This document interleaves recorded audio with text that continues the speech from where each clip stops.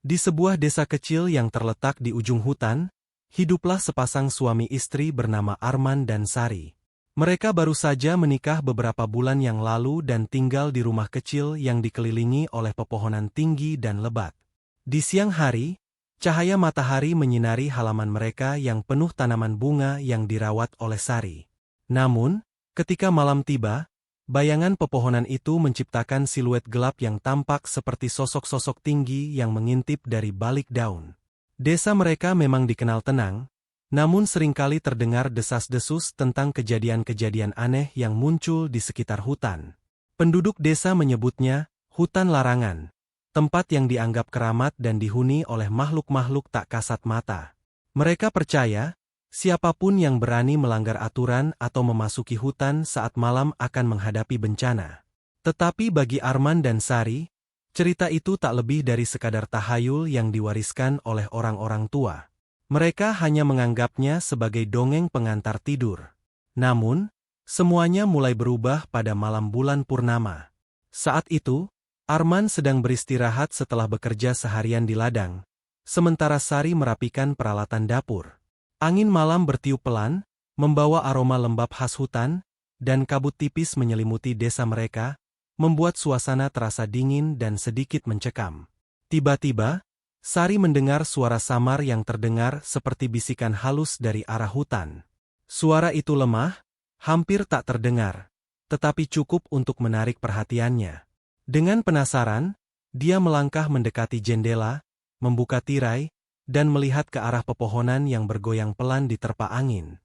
Sekilas, dia merasa melihat sesuatu, sosok hitam tinggi, berdiri diam di antara pepohonan. Matanya merah menyala dalam gelap, memperhatikannya dengan tatapan intens. Seketika, bulu kuduk Sari berdiri. Dia mengedipkan mata, mencoba memastikan apa yang dilihatnya. Tapi sosok itu sudah menghilang. Malam itu, Sari tak bisa tidur. Dia merasa ada sesuatu yang aneh di dalam dirinya, seakan-akan ada yang memanggil dari kejauhan. Suara itu terus bergema dalam pikirannya. Suara yang lembut namun penuh kekuatan, menggoda dan membuatnya merasa ingin mendekat ke hutan. Meski begitu, dia berusaha menepis rasa penasaran itu, berpikir bahwa mungkin dia hanya terlalu lelah dan membiarkan pikirannya berimajinasi. Hari-hari berikutnya, Sari mulai berubah.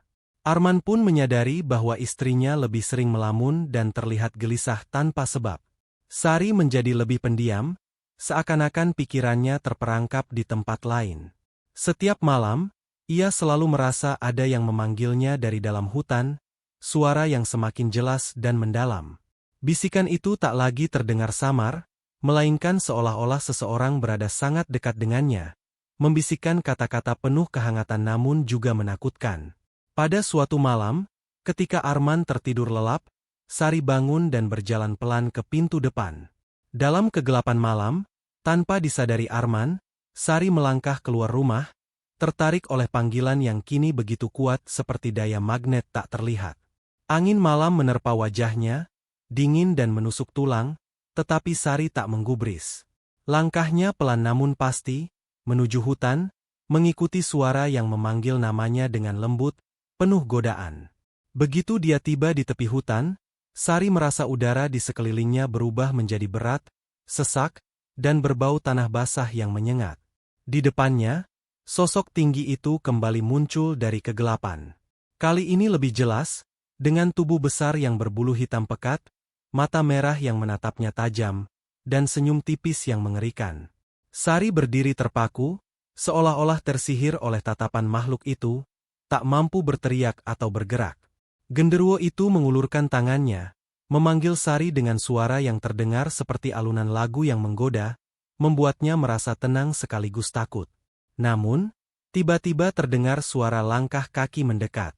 Sari tersentak, sadar dari sihir yang memikatnya, dan mendapati Arman yang memanggil namanya dengan nada penuh kekhawatiran. Dengan segera, sosok genderuwo itu menghilang, hanya meninggalkan bayangan hitam di antara pepohonan.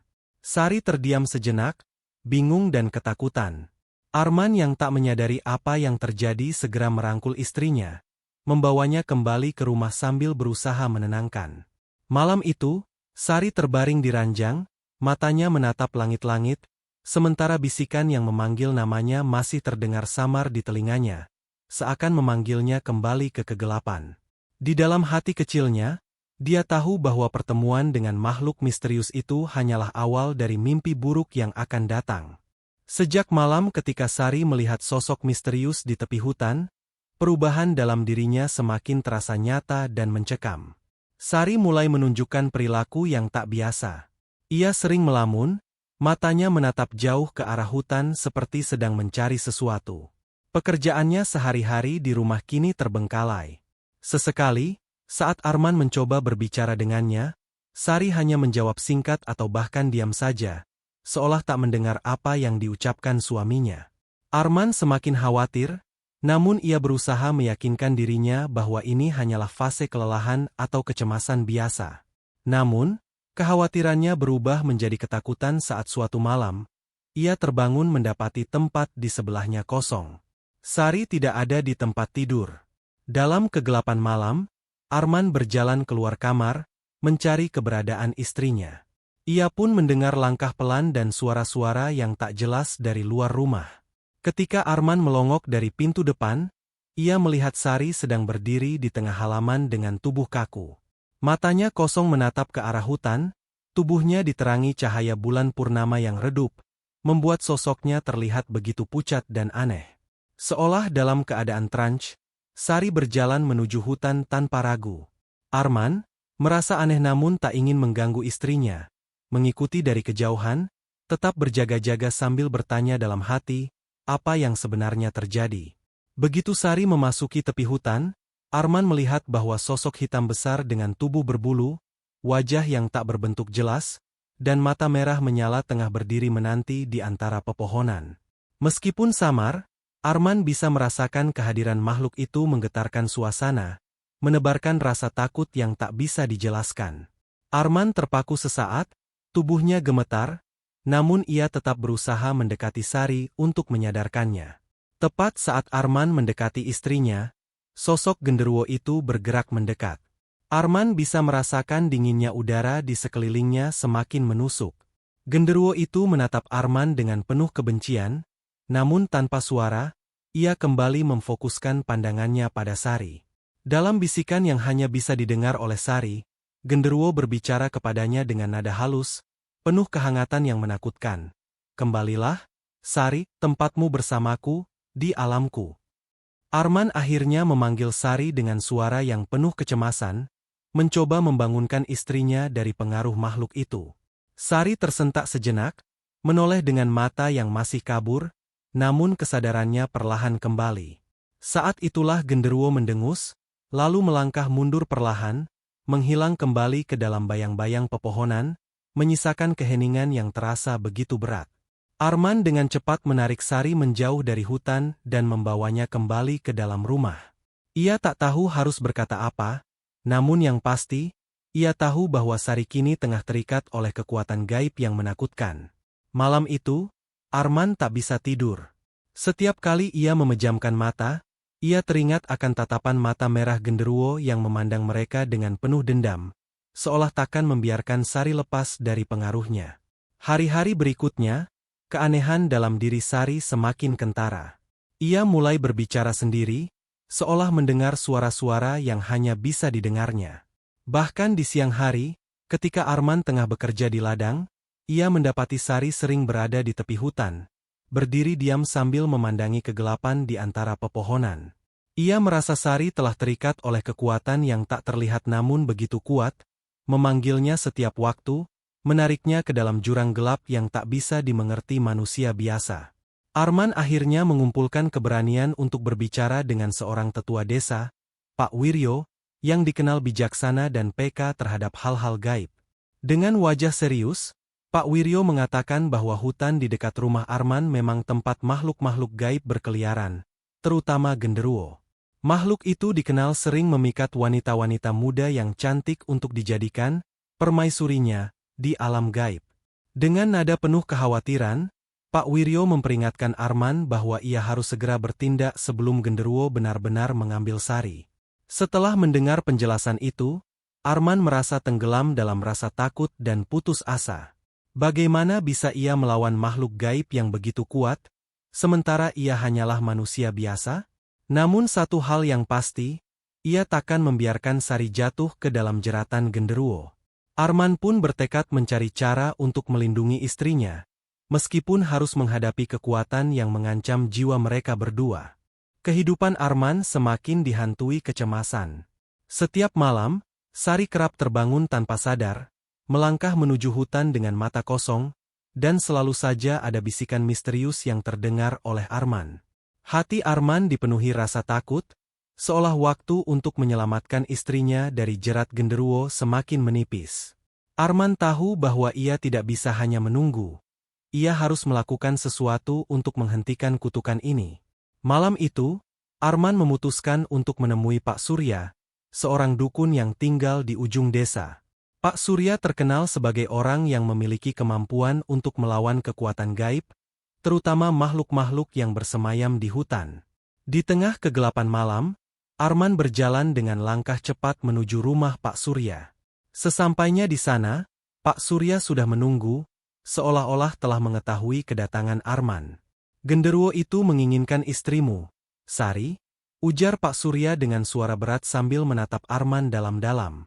Dia sudah terikat oleh sihir yang kuat, tetapi masih ada cara untuk menyelamatkannya. Pak Surya kemudian menjelaskan bahwa untuk memutus ikatan genderuwo dengan Sari, Arman harus melakukan sebuah ritual di dalam hutan pada malam bulan purnama berikutnya. Ritual ini bertujuan untuk mengusir genderuwo dan memutus sihir yang telah mengikat Sari. Namun, ritual ini tidaklah mudah dan penuh risiko. Pak Surya memperingatkan bahwa jika Arman gagal, genderuwo akan semakin kuat dan bisa saja menyeret Sari sepenuhnya ke alam gaib, meninggalkannya tanpa jiwa. Di malam bulan purnama yang dinanti, Arman mempersiapkan diri dengan segala peralatan yang diberikan Pak Surya. Jimat pelindung, garam mistis, dan minyak khusus untuk menguatkan energi spiritualnya. Ketika suara azan maghrib berkumandang, Arman menggenggam tangan Sari dengan erat dan berjanji dalam hatinya bahwa ia akan menyelamatkan istrinya, apapun yang terjadi. Menjelang tengah malam, Sari kembali terlihat dalam keadaan trance, berjalan pelan menuju hutan. Arman mengikuti di belakangnya dengan hati-hati, membawa peralatan ritual di tas kain yang disiapkan Pak Surya. Suasana malam itu begitu mencekam. Angin berhembus kencang, dan kabut mulai turun, menyelimuti hutan dengan keheningan yang berat.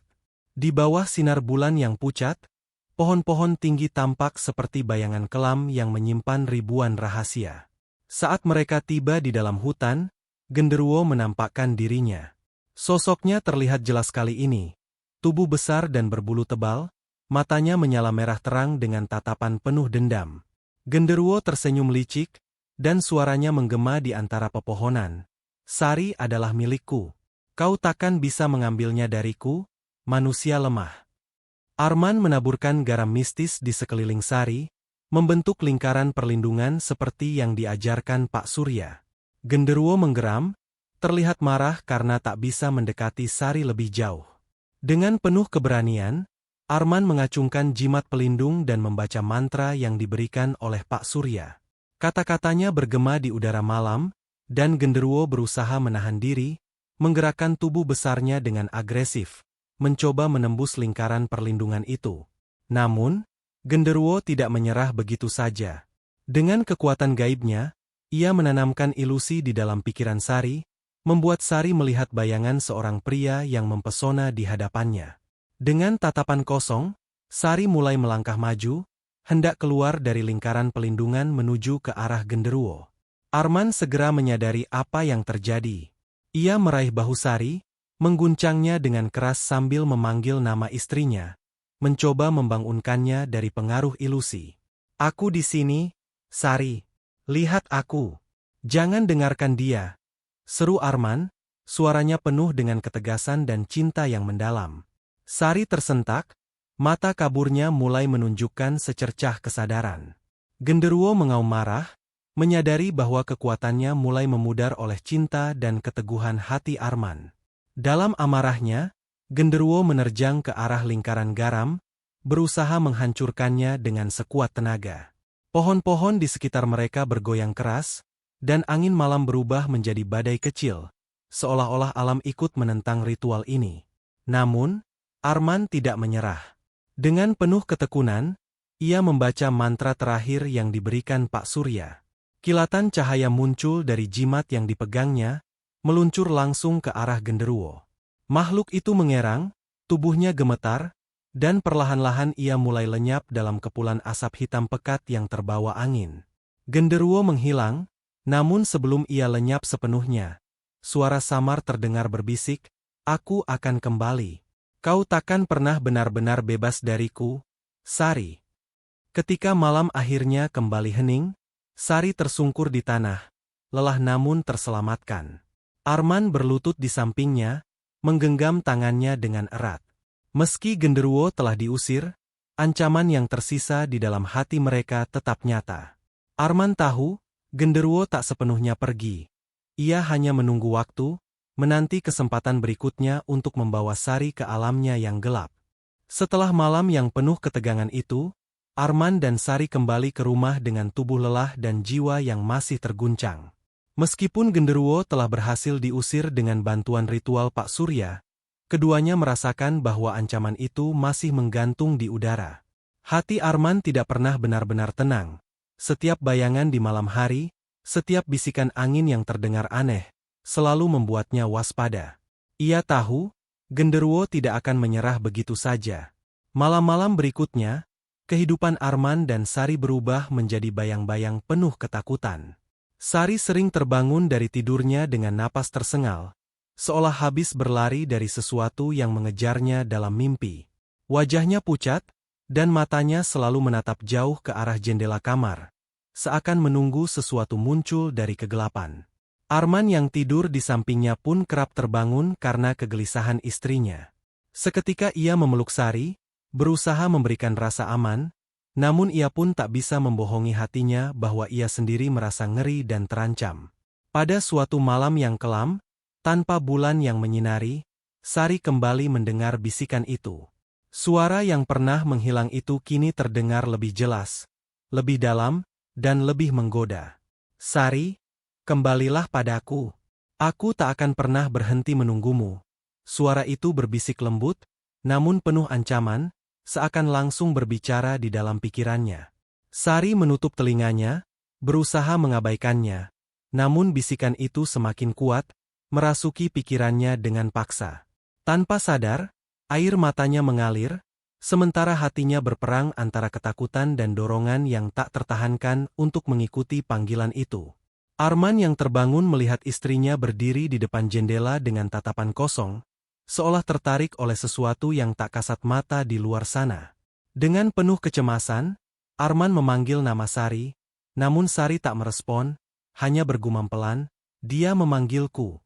Aku harus pergi. Dia menungguku." Arman yang mulai panik segera mendekati Sari, memegang pundaknya erat-erat. "Sari, sadarlah, ini aku, Arman. Jangan dengarkan dia. Kau selamat sekarang. Dia tidak bisa menyentuhmu lagi," serunya dengan suara penuh keteguhan, mencoba membangkitkan kesadaran istrinya dari pengaruh sihir genderuwo. Namun kali ini, kekuatan genderuwo lebih besar dan mendalam, mencengkeram jiwa Sari dengan kuat. Sari menoleh, namun yang tampak di wajahnya bukanlah tatapan lembut yang biasa dimiliki istrinya, melainkan sorot mata dingin yang dipenuhi hasrat untuk meninggalkan dunia ini dan menuju alam kegelapan. Dengan suara lirih, ia berkata, "Maafkan aku, Arman, aku harus pergi. Dia tak akan berhenti sampai aku mengikutinya." Arman terkejut mendengar kata-kata itu, perasaannya bergemuruh antara takut, bingung, dan putus asa. Dia mencoba menahan Sari, tetapi seolah memiliki kekuatan gaib yang besar, Sari berhasil melepaskan diri dari genggamannya dan berlari keluar rumah. Arman mengejarnya dalam gelap, memanggil-manggil namanya dengan suara putus asa, namun Sari tidak berhenti, seolah terhipnotis oleh suara yang hanya bisa dia dengar. Mereka berlari menuju hutan yang pekat dan sunyi. Arman terus memanggil istrinya, tetapi Sari hanya berlari lebih dalam ke dalam kegelapan, tak menoleh lagi. Ketika Arman berhasil menyusulnya, ia mendapati istrinya berdiri di tepi tebing yang menghadap ke jurang dalam. Di depan Sari, terlihat bayangan genderuwo yang lebih nyata daripada sebelumnya. Makhluk itu mengulurkan tangannya ke arah Sari. Matanya menyala penuh kemenangan, seolah-olah sudah menunggu momen ini selama berabad-abad. Dengan suara parau, genderuwo berbisik pada Sari, "Datanglah padaku, jadilah milikku selamanya." Sari menatap Arman untuk terakhir kalinya. Air matanya berlinang, penuh rasa bersalah namun juga pasrah. "Maafkan aku, Arman. Aku tak sanggup melawan." Arman, dengan air mata yang jatuh deras, mencoba meraih Sari, namun dalam sekejap, Sari melangkah ke arah genderuwo dan menghilang bersama bayangan gelap itu, jatuh ke dalam kegelapan jurang yang tak berujung. Hanya gema suara Arman yang terdengar, memanggil nama istrinya di tengah malam yang pekat dan dingin, hingga akhirnya suara itu memudar dalam kesunyian. Arman jatuh berlutut di tepi jurang, hatinya hancur, tubuhnya menggigil. Dalam kegelapan malam yang membisu, ia tahu bahwa Sari telah menjadi milik genderuwo untuk selamanya, terperangkap di alam yang tak terlihat, di mana cinta mereka tak akan pernah bisa bersatu lagi. Setelah malam itu, hidup Arman berubah selamanya.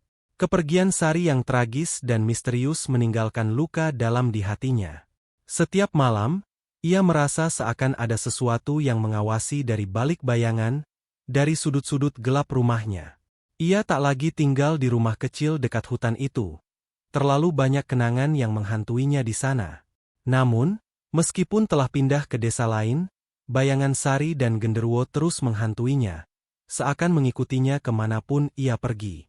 Malam-malam Arman kini dipenuhi mimpi buruk. Dalam tidurnya, ia melihat Sari, berdiri di tengah kabut yang tebal, dengan wajah yang pucat dan mata kosong. Sari memanggilnya, tetapi suaranya lemah, seolah datang dari alam yang jauh. Kadang-kadang, dalam mimpinya, ia melihat genderuwo berdiri di belakang Sari, menatapnya dengan mata merah menyala, senyum penuh kemenangan menghiasi wajahnya. Makhluk itu seakan ingin mengingatkan Arman bahwa Sari kini adalah miliknya selamanya, dan tak ada yang bisa mengubah kenyataan itu. Suatu malam, setelah terbangun dari mimpi buruk, Arman duduk di tepi ranjang, keringat dingin membasahi tubuhnya. Udara di kamar terasa berat dan dingin, seperti malam yang menakutkan itu. Dengan tubuh yang lelah dan mata yang sembab karena tak henti menangis, Arman memutuskan untuk berbicara dengan Pak Surya sekali lagi. Ia berharap bahwa dukun tua itu bisa memberinya petunjuk, atau mungkin bahkan secercah harapan untuk berkomunikasi dengan Sari, meski hanya untuk mengucapkan selamat tinggal. Pak Surya menerima Arman dengan wajah penuh belas kasihan, namun juga dengan tatapan yang penuh kehati-hatian. Ia memperingatkan bahwa apa yang akan dilakukan adalah tindakan berbahaya, karena membuka pintu ke alam gaib berarti menghadapi risiko untuk dirinya sendiri. Namun, rasa kehilangan yang begitu besar membuat Arman tak gentar. Ia siap melakukan apa saja demi melihat istrinya sekali lagi. Dengan menggunakan dupa dan mantra khusus, Pak Surya memulai ritual di rumahnya yang sederhana. Arman duduk di tengah lingkaran pelindung, matanya tertutup, sementara Pak Surya membaca mantra yang memanggil arwah Sari. Kabut tipis mulai memenuhi ruangan, dan udara terasa semakin dingin. Setelah beberapa saat, sebuah bisikan terdengar, suara lembut namun penuh kesedihan. Itu adalah suara Sari. "Arman." Suara itu berbisik, lembut dan pilu. "Aku di sini, di antara bayangan, tempat yang tak bisa kau jangkau, tempat yang dingin dan gelap." Mendengar suara istrinya, Arman menahan napas, menahan tangis yang hampir pecah. "Sari, aku minta maaf. Aku tak bisa melindungimu," ujarnya penuh penyesalan, suara yang penuh luka. Suara Sari terdengar semakin jauh, seolah-olah semakin terhisap ke dalam kegelapan. "Bukan salahmu, Arman, aku yang terpikat, aku yang terlalu lemah melawan daya tariknya. Kini aku terperangkap di sini, dan takkan pernah bebas." Arman merasa tubuhnya menggigil mendengar kata-kata Sari, dan air mata mengalir tanpa henti di pipinya. "Apa yang bisa kulakukan, Sari? Aku akan melakukan apa saja untuk membebaskanmu, apapun itu." Tiba-tiba, Suara Sari berubah menjadi bisikan penuh kecemasan. Tidak, kau harus pergi. Jangan cari aku lagi. Dia tidak akan pernah membiarkan kita bersama. Jika kau mencoba, dia akan datang untukmu, dan takkan pernah melepaskan kita. Suara itu memudar, dan kabut mulai lenyap dari ruangan, meninggalkan Arman dalam kehampaan yang semakin mencekam.